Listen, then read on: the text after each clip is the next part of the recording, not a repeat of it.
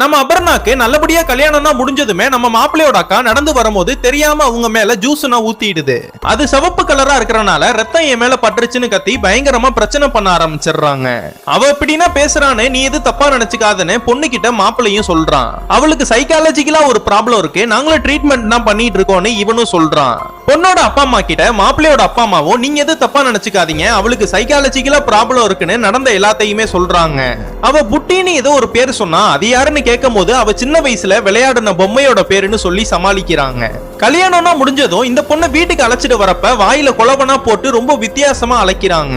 இது மட்டும் இல்லாம உள்ள வரதுக்கு முன்னாடி இடது கால வச்சு வான்னு வேற சொல்றாங்க. இதெல்லாம் பாக்குற இந்த புது பொண்ணுக்கே ரொம்ப வித்தியாசமா இருக்கு. மாப்பிள்ளையும் பொண்ணு ஒன்னா பேசிட்டு இருக்கும் போது மாப்பிள்ளையோட அக்கா ஹஸ்பண்ட் வந்து நீங்க ரெண்டு பேரும் இன்னைக்கு ஒன்னா தூங்க கூடாதுன்னு கூட்டிட்டு போயிடுறாரு.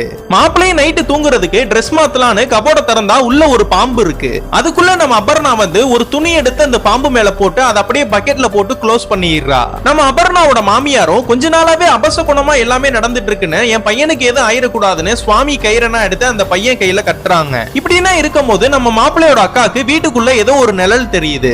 நான் சொன்னா நம்ப மாட்டேன்னு சொன்னீங்க, வீட்டுக்குள்ளேயே புட்டியில வந்துட்டான் பாருங்கன்னு சொல்றா. இது மட்டும் இல்லாம நம்ம அபர்ணாவோட ஃப்ரெண்டு ரொம்ப நாளா காணோம்னு நம்ம அபர்ணாவும் போலீஸ் ஸ்டேஷன்ல போய் கம்ப்ளைண்ட் கொடுத்திருப்பா. அந்த பொண்ணு சூசைட் பண்ணிக்க போற மாதிரி ஒரு வீடியோவும் நம்ம அபர்ணாக்கு அனுப்பியிருப்பா. ஸ்டேஷன்ல இருந்து நம்ம அபர்ணாக்கு காலு வருது, உங்க ஃப்ரெண்டு சூசைட்னா பண்ணிக்கல, அவளை யாரோ தலையை வெட்டி கொடூரமா கொன்றுக்காங்கன்னு சொல்றாங்க. இதெல்லாம் கேக்குற இந்த பொண்ணுக்கும் பயந்து போய் என்ன பேசுறதுன்னு தெரியாம போனை கட் பண்ணிடுறா. அடுத்த நாள் மாமியார் வீட்லயும் புது பொண்ணுனா கூட்டிட்டு ஒரு சாமியாரை பார்க்கலான்னு கிளம்பி போறாங்க.